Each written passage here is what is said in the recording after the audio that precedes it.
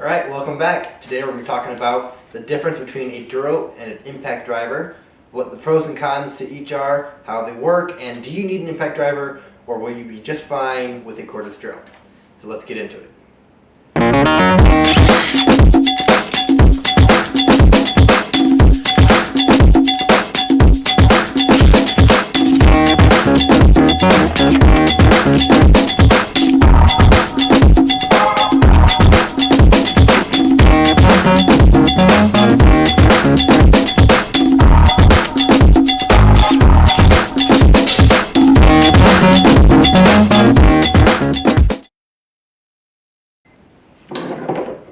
Alright, so here I have a drill and impact driver. So let's go over some of the different features and the differences that they have between each other. So first we notice the impact driver is much smaller than the drill, so you can fit in tighter spaces with this. Now you can't tell, but if you pick them up, the impact driver is quite a bit lighter. The drill is meant for drilling holes, and you can drive screws with it, and you can buy a bunch of different attachments that fit inside of the chuck, brushes, wire wheels, all sorts of different things you can put in this, and it's just a very handy tool to have. The impact, on the other hand, is not as versatile. It is meant to drive screws and bolts, legs, stuff of that nature you find them at construction sites, and you can't fit round shank bits in this system. This is called a collet. This is called a chuck. A chuck has teeth inside that when you rotate this sleeve, open and close them. As you can see, the teeth have came out. With a impact driver, you need to pull out the collet, and then you can insert one of these bits that have that little divot in the end of it. You cannot use these do not use these little ones that will get stuck inside. So you want to have a magnetic bit holder that adapts it to have that little divot. And what you can do with these is, if your model allows it, which is called quick insert, all you have to do is push it in, and it goes in, locked in. Some models do not have a quick insert collet, and what you'll need to do is pull the collet open, insert your bit, release the collet, and it is locked in place. Now this also has a quick detach where you can pull the sleeve.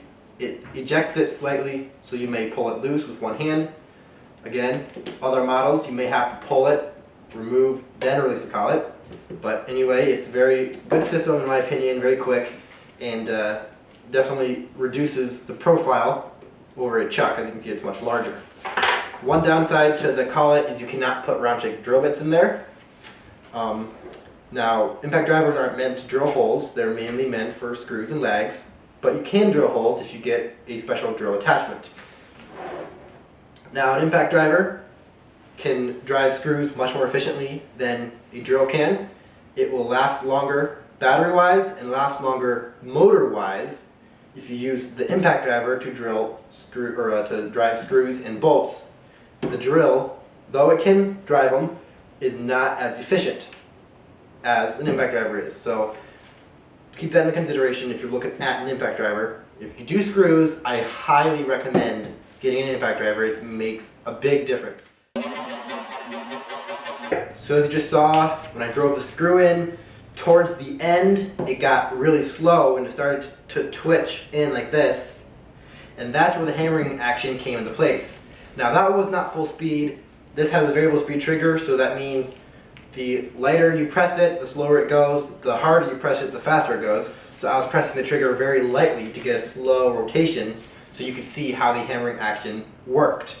And so inside of this silver section here, there's the hammering action, and what that's like is there are two lobes.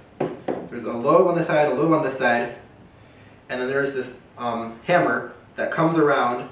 When it reaches a certain stress point, it drops and it hits that lobe, which turns it, and then it comes back up, the other side hits that lobe, and it just hammers down, but it does that very, very quickly. if I were to hold the trigger full blast and do a screw, it would go in there in a matter of milliseconds.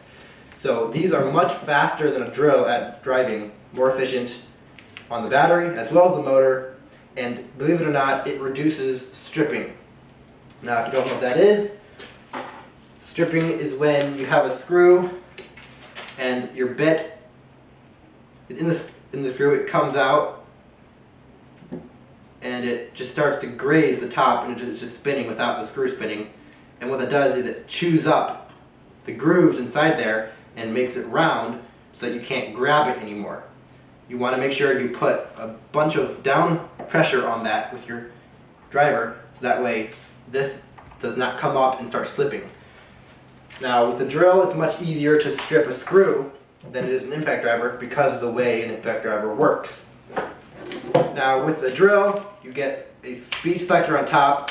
Depending on the model of impact driver, you do not. This one does not have one. Some models will have a selector up here or down here, and you'll normally have 1 or 2, maybe 3 speeds, as well as some special smart features as well.